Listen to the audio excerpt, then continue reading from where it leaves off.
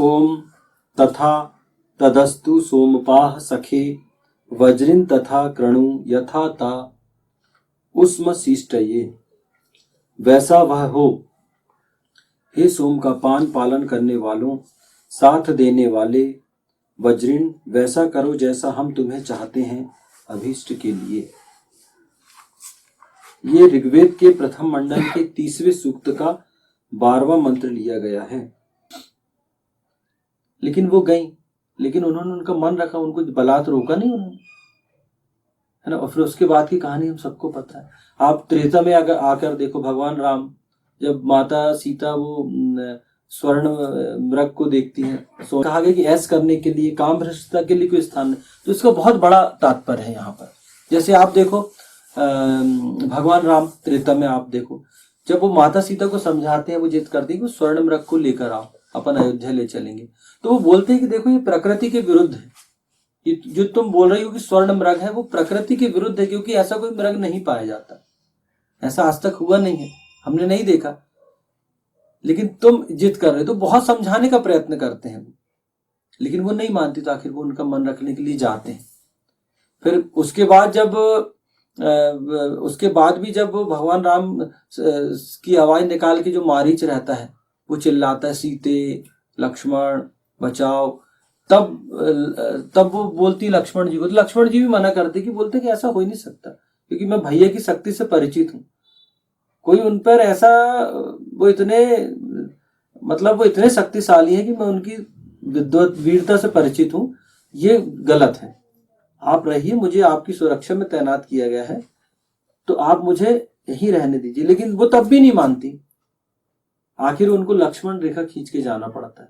तो यहाँ इतना लोकतंत्र है हमारे यहाँ, और इतना सम्मान किया गया औरत का, कि वो अगर वो कुछ गलत भी बोल रहे तो उनका मन रखना पड़ता है।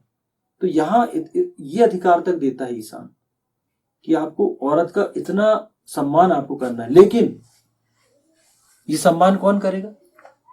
ये तो सत्पुरुष ही कर पाएगा ना। ये दुष्ट से तो आप अपेक्षा ही नहीं कर सकते, क्योंकि उनका सिद्धांत ही दूसरा है। वो तो भोग सिद्धांत पे चलते हैं, वो तो औरत को अपने समकक्ष मानते ही नहीं, वो तो ये मानते ही नहीं कि औरत हमारे बराबर की। तो ये दुष्ट और सत्पुरुष में अंतर है। आप देखो, इतिहास में देखेंगे हम, पुराण है, हमारे ग्रंथ हैं, आप देखो कि आप बहुत सारी चीजों को देखोगे, इतिहास का यदि आप बारीकी से अध्ययन करोगे, तो आपको पता चलेगा कि औरत के सम्मान की कितनी अधिक व्यवस्था यहाँ पर की गई है, और कैसे हमारे नायकों ने उसका पालन किया। आप देखो महाभारत काल में देखो, बलराम बहुत भोले रहते हैं, बलदाऊ जी, और वो क्या करते हैं, अपनी बहन सुभद्रा का विवाह किससे तय कर देते हैं? दुर्योधन से। लेकिन भगवान कृष्ण कूटनीतिज्ञ रहते हैं, वो जानते हैं उस दुष्ट को कि ये कितना दुष्ट व्यक्ति है। तो वो क्या करते हैं, वो सुभद्रा का विवाह दुर्योधन से ना हो, इसलिए वो अर्जुन उनका मित्र है, अर्जुन से वो हरण करवा देते हैं अपनी बहन का, और अर्जुन से वो हरण करके अर्जुन विवाह करते हैं उनसे। अब आप कहोगे कि ऐसा तो कोई व्यक्ति नहीं होता ना, कि जो इस हद तक जाए अपने परिवार की औरतों के लिए। लेकिन भगवान कृष्ण जाते हैं, क्यों? क्योंकि उनको पता होता है कि अगर मैं आज चुप रहा तो मेरी बहन का पूरा जीवन बर्बाद हो जाएगा, क्योंकि ये दुष्ट तो एक दिन मरेगा ही, और ये दुष्ट, जब ये दुष्ट है तो इसकी संतानें भी तो दुष्ट ही होंगी। तो वो बिल्कुल उससे रिश्ता नहीं जोड़ते। आप देखो, जब द्रौपदी का स्वयंवर होता है, उस समय अर्जुन के पहले कर्ण आ जाता है। बहुत सारे लोग प्रयास करते हैं, लेकिन कर्ण भी बहुत बड़ा धनुर्धर था, और वो क्या करता है, वो धनुष भी उठा लेता है, और वो निशान ही लगाता है। तो भगवान कृष्ण तुरंत इशारा करते हैं द्रौपदी, तो वहां मना कर देती है द्रौपदी कि नहीं, मैं उनसे विवाह नहीं कर पाऊंगी। तो वहां उस जो औरत को एक स्वयंवर का अधिकार है, उस अधिकार का प्रयोग उन्होंने वहां की। वहां कोई उनको रोक भी नहीं पाया कि तुम गलत कह रही, नहीं, क्योंकि उसके बाद भी अगर प्रतियोगिता भी चल रही है, तो भी स्वयंवर अधिकार औरत के पास ही ईशान ने दिया है। एक जो ब्रह्मास्त्र है औरत को, वो ईशान ने औरत को दिया कि उसका वर कौन हो वही चुनेगी। लेकिन मार्गदर्शन बहुत आवश्यक है सत्पुरुषों का। जैसे अगर सुभद्रा के प्रकरण में भगवान कृष्ण मार्गदर्शन ना करते, तो उनका विवाह दुष्ट व्यक्ति से हो जाता। द्रौपदी को यदि भगवान कृष्ण ना मार्गदर्शन करते तो कर्ण से विवाह हो जाता। कर्ण दुष्ट व्यक्ति था। तो यहाँ बहुत अधिक सम्मान की व्यवस्था की गई है। फिर कहा गया है ना कि सुंदर औरतों पे हर किसी की नजर रहती, सुंदर लड़कियों पे हर किसी, तो बाकी में दुष्टों की नजर होती है। जैसे एक प्रकरण और है इसमें कि जब पांडवों को वनवास होता है, पांडवों को वनवास जब होता है तो वो विराट अज्ञातवास का 1 वर्ष वो विराट नरेश के यहाँ, विराट देश होता है वहां, वो विराट जो नरेश होते हैं उनके यहाँ शरण लेते हैं। तो वहां एक घटना घटती है कि वो उनकी दासी के रूप में काम करती हैं विराट के यहाँ द्रौपदी।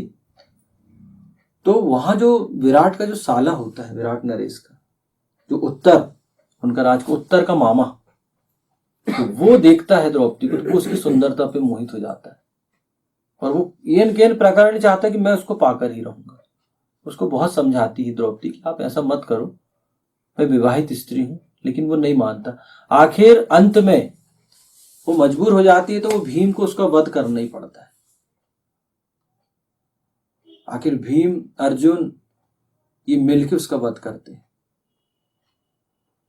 तो औरत के सतीत्व की, पातिव्रत की, इस हद तक हमारे यहाँ सनातन संस्कृति में इस हद तक उनका ध्यान रखा गया कि किसी दुष्ट के पास ना जाए। उसका कारण यह है कि ये नहीं है कि कोई इंसान में व्यक्ति भेद करता हो, वेद भेद करता नहीं, वेद इंसान के रूप में किसी से भेद नहीं करता।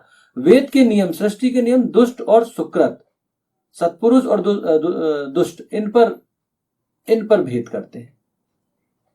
बिल्कुल वैदिक व्यवस्था में, ईशान की व्यवस्था में स्पष्ट है कि जो सुकृत होगा वही चीजों का भोग करेगा। क्यों? क्योंकि सिर्फ भोग करने के लिए ही यहां पर लोग नहीं आते, या औरत कोई सामग्री नहीं है कि जिसका भोग किया जा सके। औरत विश्वधाया है, विश्व को धारण करने वाली है, क्योंकि वो किसी की पुत्री है, किसी की बहन है, फिर किसी की पत्नी बनती है, किसी की मां बनती है। तो उसको सम्मान तो देना पड़ेगा, क्योंकि अगर आप उसको सम्मान दोगे तो सृष्टि व्यवस्था सुचारू रूप से चलेगी। और जहां आप औरत को बेइज्जत करोगे, उसका अपमान करोगे, तो वहां विनाश ही होता है। हम महाभारत में देख चुके हैं, हम त्रेता में देख चुके हैं। रावण ने, इतिहास से हमको सबक लेना है कि रावण ने जब माता सीता का अपमान किया तो नष्ट हुआ वो। द्रौपदी का अपमान हुआ द्वापर में तो अनेक लोग नष्ट हुए। क्यों? क्योंकि वो मूल सिद्धांत के विपरीत कार्य कर रहे थे। तो यहां पर सुकृत जो सत्पुरुष है उसके लिए बहुत अधिक आदेश है, निर्देश है, उसके लिए बहुत अधिक मार्गदर्शन है कि आपको एक औरत से कैसे व्यवहार करना है। फिर वेद कहता है, इह विस्तम मावि औष्टम विश्वम आयुर्व्यस्मृतम क्रीडंतौ पुत्रैः नृप्तभिः मोद मानव स्वस्थकौ। यहां ही रहो तुम दोनों, अलग मत हो। पुत्रों और प्रपौत्रों के साथ क्रीड़ा करते हुए संपूर्ण आयु आनंद पूर्वक सुंदर ग्रह में व्यतीत करो। अथर्ववेद कांड 14 सूक्त 1 मंत्र 22। अथर्ववेद का यह मंत्र है, 14वें कांड का पहले सूक्त का 22वां मंत्र है। यहां तो स्पष्ट बोला गया है पति पत्नी को कि यहां ही रहो तुम दोनों, कभी अलग मत हो। मतलब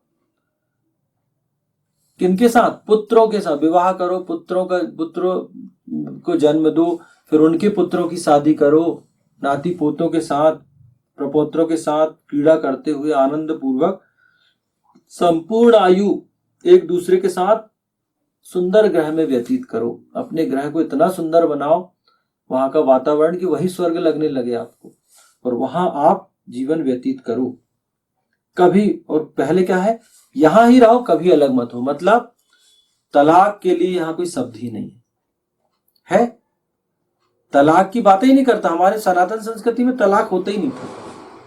तलाक तो अभी जो हो रहा है, आजादी के बाद से, स्वतंत्रता के बाद से, अभी 50-60 साल में ये तलाक का सिस्टम शुरू। तलाक सनातन की, हिंदुत्व की व्यवस्था नहीं है। यहां जन्म जन्म का साथ है, जन्म जन्मांतर का साथ है। यहाँ हम तो ये मानते कि हमारे यहाँ तो चलता है कि 7 जन्म का साथ है, लेकिन नहीं, जन्मों जन्मांतर का साथ है। पति पत्नी, पुरुष औरत का जो संबंध है वो जन्मों जन्मों का संबंध है। क्योंकि एक स्त्री जब किसी पुरुष से विवाहित होती तो वो यही कामना करती कि ईश्वर मेरे जीवन में कभी ऐसा कोई क्षण ना आए, कोई ऐसा पल ना आए स्वप्न में भी कि मैं किसी पर पुरुष के विषय में सोचूं। क्यों? क्योंकि मैं उससे बंधी हूं और मेरे को हमेशा यही पति देना, यही पुरुष देना। तो हमारे यहां तलाक की कोई व्यवस्था नहीं है, ये व्यवस्था पाश्चात्यों की। तलाक का हिंदू धर्म में कोई व्यवस्था नहीं। बताओ कितना सम्मान करता है इंसान औरत का। परमपिता परमेश्वर इतना अधिक सम्मान करता है कि वो औरत को बोलता है अलग मत हो तुम दोनों, कितना ही विवाद हो आप में, कितना ही आप में मन मुटाव हो, कुछ हो, बैठ के हल करो, हम तुमको अलग होने ही नहीं देंगे। हम पहले के समय में देखते हैं कि घरों परिवारों में विवाद होता था तो बड़े बूढ़े आते थे, सुलझा दिए, फिर रहने लगे, फिर विवाद हुआ, फिर कोई आया सुलझा दिया, ऐसे करके पूरा जीवन निकलता था और लोग कभी ये सोचते ही नहीं थे कि हमको अलग होना।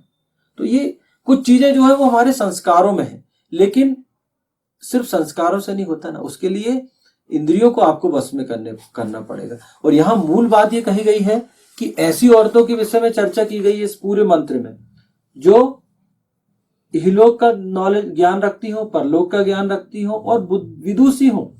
क्योंकि विदुषी मतलब विदुषी उसी को कहा जाता है जिसे वेदों का, शास्त्रों का, पुराणों का और इहलोक परलोक का जिसको ज्ञान होता है।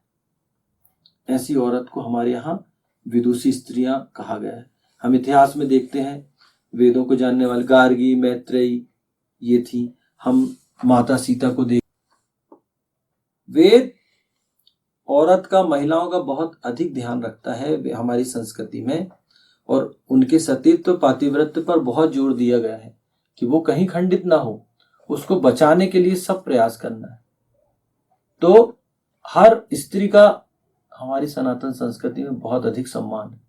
वैसा वह हो हे सोम का पान पालन करने वालों, साथ देने वाले वज्रिन, वैसा करो जैसा हम तुम्हें चाहते हैं अभीष्ट के लिए। ओम तथा तदस्तु सोमपाह सखे वज्रिन तथा कृणु यथा ता उष्म शिष्टये। वैदिक पर्सपेक्टिव के इस YouTube चैनल को सब्सक्राइब करें, वीडियो को लाइक व शेयर करें।